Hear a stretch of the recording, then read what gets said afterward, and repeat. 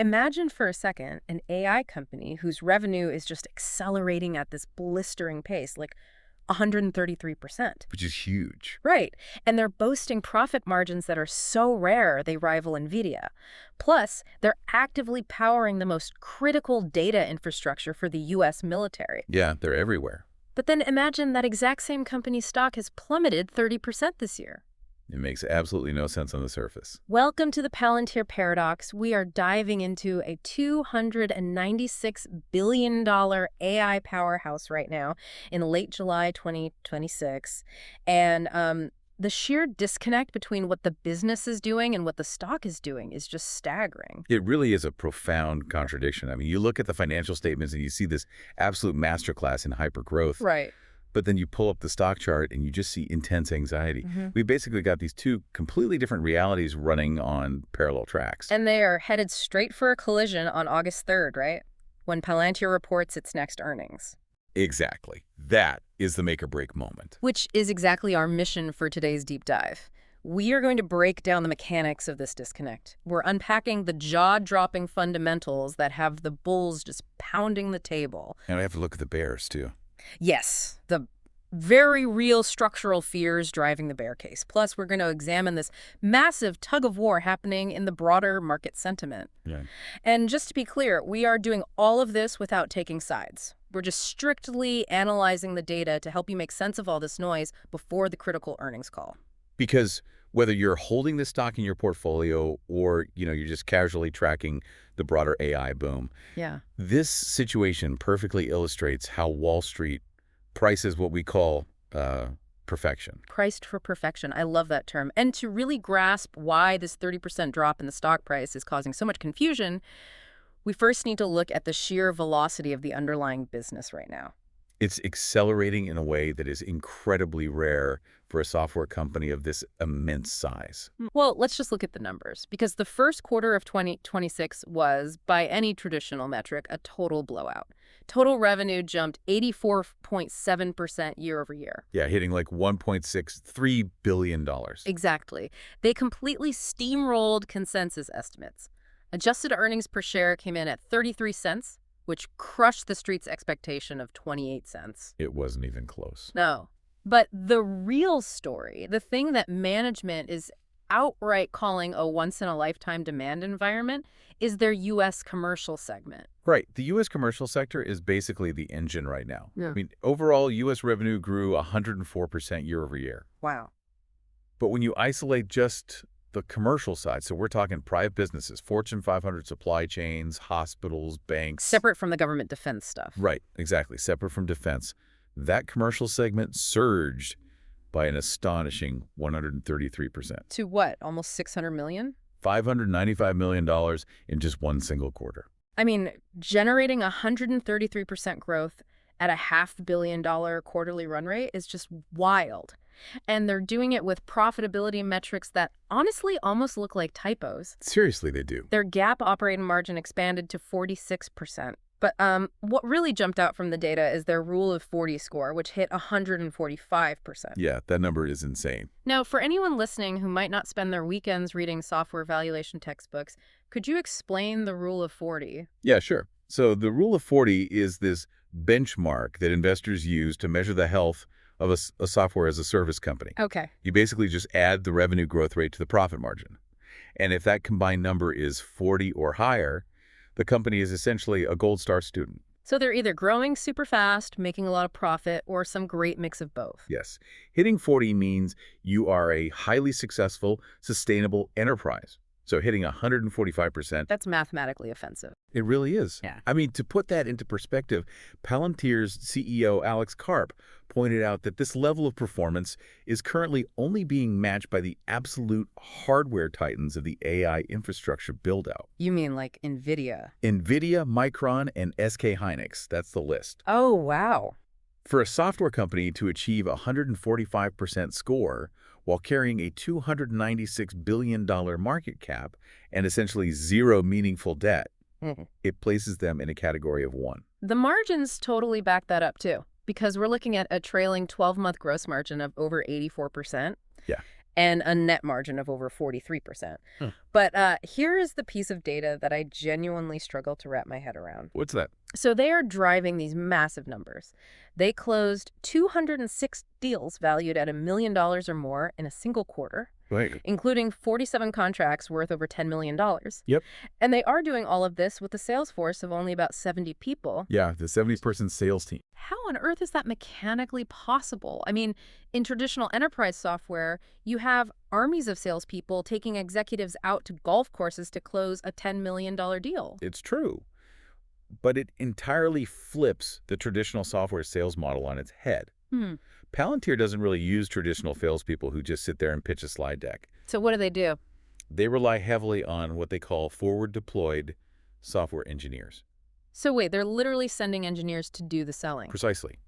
Instead of taking a prospective client to a steak dinner to talk about what the software, could theoretically do, Right. they send a team of elite engineers right into the client's business for a few days. They call it a boot camp. The boot camp, okay. Yeah.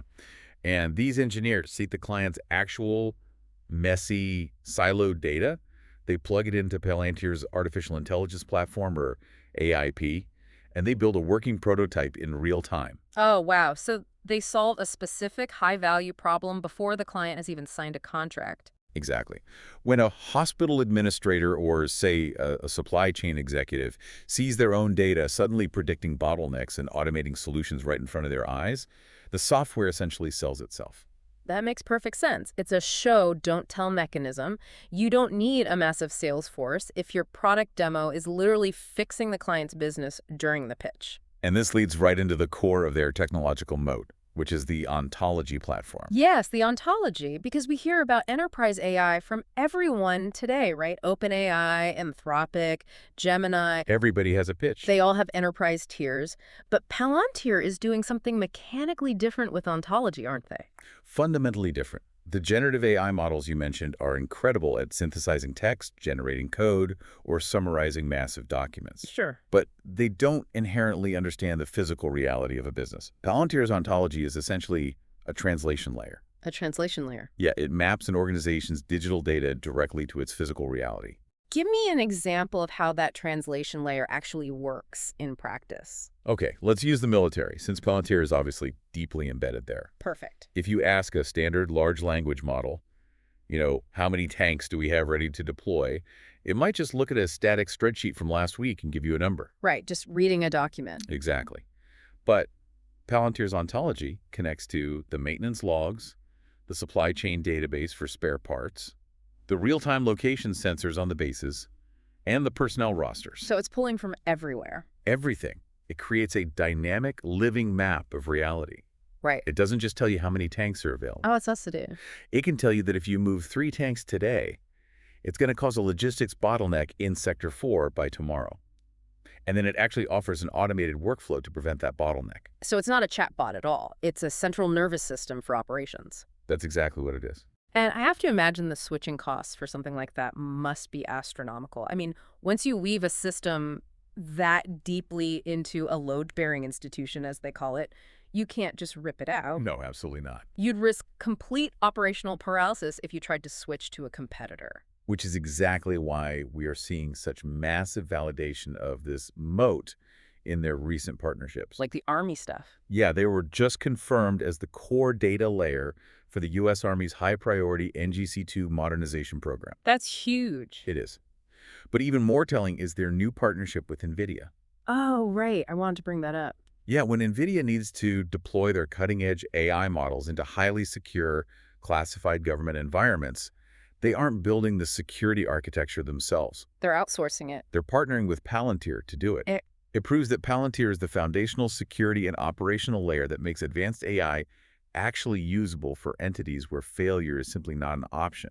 Okay, but all this massive U.S. commercial success and these deep military ties, they actually create a new problem. A valuation problem. Exactly. When your underlying business is executing this flawlessly, Wall Street stops pricing you as a normal, earthbound business, and they start pricing you as a prophecy. That's a great way to put it. Which brings us to the core mystery of this deep dive. If Palantir is this unstoppable juggernaut with no debt and 133% commercial growth, why is the stock sitting around $125. Right. It's down roughly 30% for the year, and it's miles away from its 52-week high of $207. Why? The answer lies in the mechanics of extreme valuation compression. Okay, unpack that for us. Well, the market isn't saying Palantir is a bad business. The market is aggressively questioning the premium it has to pay to own a piece of it today. Right now, Palantir trades at roughly 130 times its trailing earnings and about 57 times its trailing sales. Just to give that some context for you listening, Microsoft, which is effectively the bedrock of modern enterprise software trades, at about 23 times earnings. Exactly. And even NVIDIA, the absolute poster child of this entire AI supercycle, is trading at 30 times earnings. Yeah, 30 versus 130. Palantir at 130 times earnings is operating in a different stratosphere entirely. And that extreme multiple is their vulnerability. I mean, paying 130 times earnings is like taking out a massive multi-million-dollar mortgage on a mansion based entirely on the assumption that you are guaranteed to get a 20% raise at your job every single year for the next decade. Right, if you hit those raises perfectly, the math works out. But if you miss even one promotion, or if the overall economy shifts, you default. The stock is what analysts call priced for perfection. So when the broader macroeconomic environment gets fearful, like maybe interest rates stay higher for longer or investors just start rotating into safer, cheaper assets, that valuation multiple naturally compresses. That is the exact mechanism of multiple compression, yes. Even if Palantir, the company, executes perfectly, investors just become less willing to pay for year 10's projected earnings right now. Because when a stock has that kind of flawless future already built into its current price, any slight deviation is punished brutally. Like, what happens if they miss guidance? If they issue a tiny guidance cut, or even if commercial growth decelerates from 133% to, say, 110%. Which would still be phenomenal. It would be amazing, but the stock could crater, because 110% isn't the absolute perfection that the 130's multiple demands. Right. And it isn't just the math of the valuation making investors nervous, is it? There are some very real, tangible caution flags in the data that are feeding the bear case. There definitely are. For one, we are seeing significant insider selling. Over the last 90 days, insiders at Palantir have net sold over 1.13 million shares. Now, context is important here. Executives at high-growth tech companies frequently sell shares. Sure, they need liquidity. Exactly. They get compensated heavily in stock, and they need cash to buy houses, pay taxes, or just diversify their own personal portfolios. So it's not a panic sell. Right. Insider selling is not automatically a signal that the executives think the ship is sinking. However, when you pair heavy insider selling with a stock trading at 130 times earnings, it absolutely adds fuel to the market's anxiety. Oh, I bet. It makes investors wonder if the insiders themselves think the current price is as good as it gets for a while. Exactly. But beyond the insider moves, there is a very interesting geopolitical headwind developing, specifically in Europe. Ah, yes, the French situation. Right. The French government is actively moving to replace Palantir in their national security and intelligence contracts with a domestic software provider called Chaps Vision. This is a crucial development. And it goes far beyond just losing a single contract in Paris. Because in terms of raw revenue, losing some French government business is just a drop in the bucket compared to Palantir's U.S. growth engine. Barely a blip on the radar financially. But the mechanism behind France's decision is what actually has the market spooked. It's driven by a movement called digital sovereignty. Digital sovereignty. Break down the mechanics of that for us. Why is this such a threat? Essentially, European nations are becoming increasingly uncomfortable with American tech giants holding the keys to their most critical infrastructure and sensitive data. Understandably so. Yeah. There are lingering fears about the U.S. Cloud Act, which theoretically gives the U.S. government avenues to demand data held by American companies, even if that data is stored overseas. Wow, okay. So France's move to Chaps Vision is a deliberate strategy to localize their data processing. They want to ensure it is controlled by a domestic entity that is subject only to French law. So the fear isn't just that they lose France. The fear is the domino effect. Exactly, the domino effect. If this desire for digital sovereignty spreads, like if Germany, the UK, or other major NATO allies decide they also need domestic alternatives for their intelligence infrastructure, Palantir's entire international government revenue pipeline could face a massive structural headwind. That's the real risk. They might have the best technology in the world, but if a country is legally mandating a domestic provider, the quality of the tech doesn't even matter at that point. It creates a hard ceiling on their total addressable market globally. Wow. So you take this digital sovereignty risk, you combine it with over 1 million shares of insider selling, and you wrap all of it in a valuation that requires absolute perfection. And suddenly that 30% drop in the stock price starts to look a lot less like a mistake and more like a calculated repricing of risk. It definitely explains the fear. Which sets up this incredible tension in the market right now. I mean, if you're holding the stock in your retirement account, seeing it bleed out 30% while the company is posting these record profits, it feels like the market is fundamentally broken. It's extremely frustrating for retail investors. But when we look at how the actual market players are placing their bets ahead of the August 3rd earnings, it reveals a fascinating tug of war. The sentiment data is incredibly polarized. How so? Well, if you look at the immediate news cycle and retail sentiment, it leans cautious to outright bearish. Yeah, the media is heavily focused on the extreme multiples and those geopolitical risks we just talked about. And you even have famous investors like Michael Burry from The Big Short holding a short position against Palantir. Though the data notes he did recently trim that bearish bet, which is pretty interesting. Yeah, he backed off a little. But his mere presence in the short column generates headlines that scare everyday investors. It absolutely does. But this is where you really have to look past the headlines and follow the actual liquidity. The smart money. Exactly. Because while retail investors might be getting spooked by the news cycle, institutional buyers, the large hedge funds, the mutual funds, they are quietly stepping in. Yeah. For the last several quarters, institutional buying of Palantir has outpaced institutional selling by over 3 to 1. 3 to 1. 3 to 1. So looking at that institutional flow, it really looks like a classic mean reversion play. That's exactly what it is.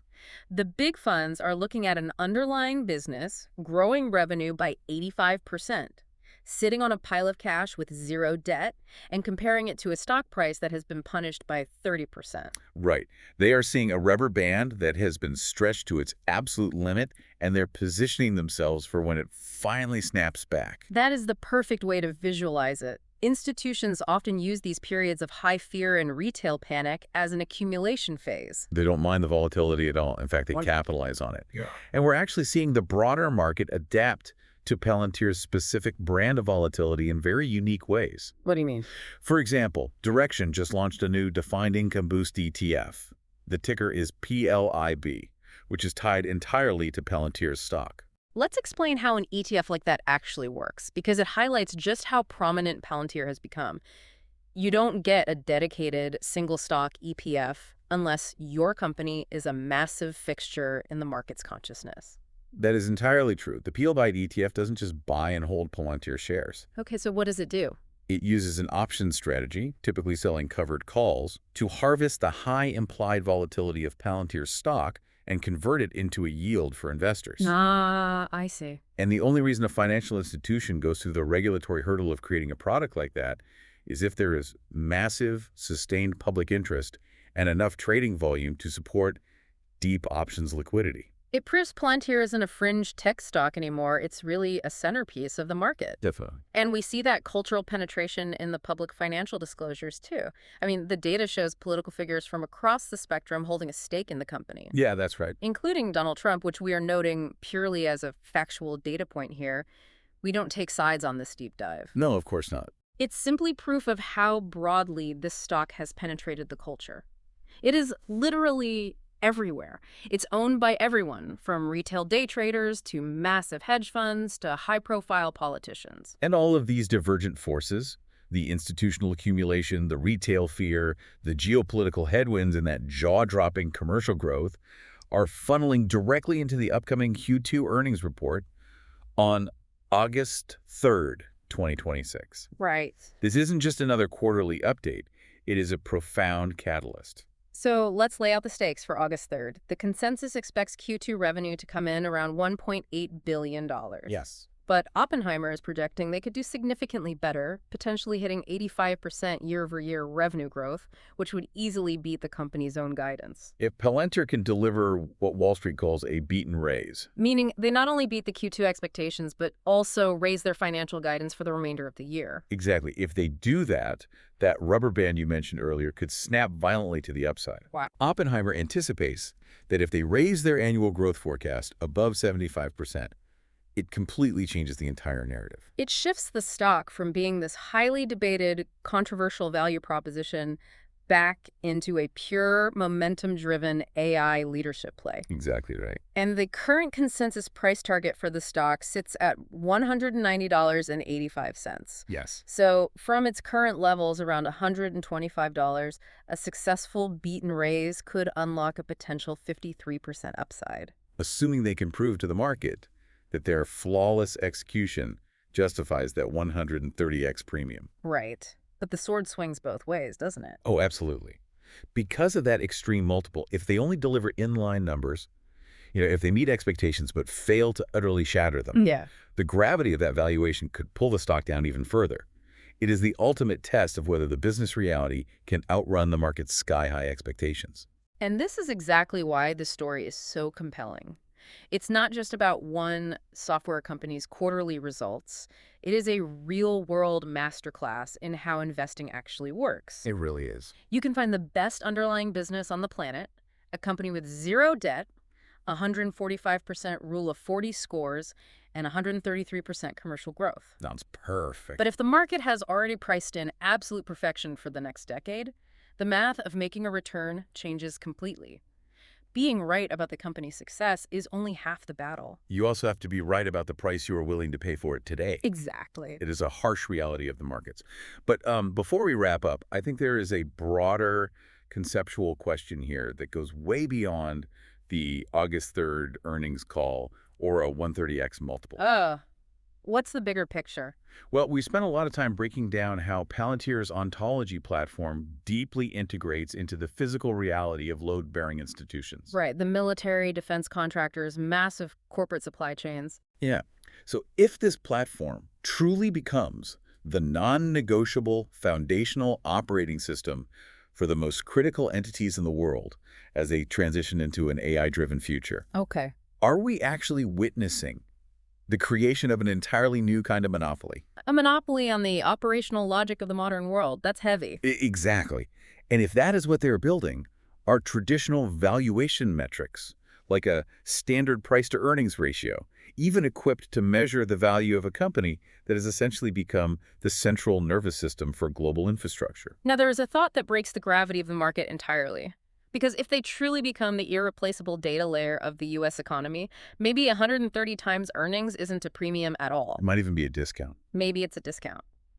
That is something to carefully mull over as we wait to see how perfectly they execute on August 3rd. Until next time, keep questioning the consensus.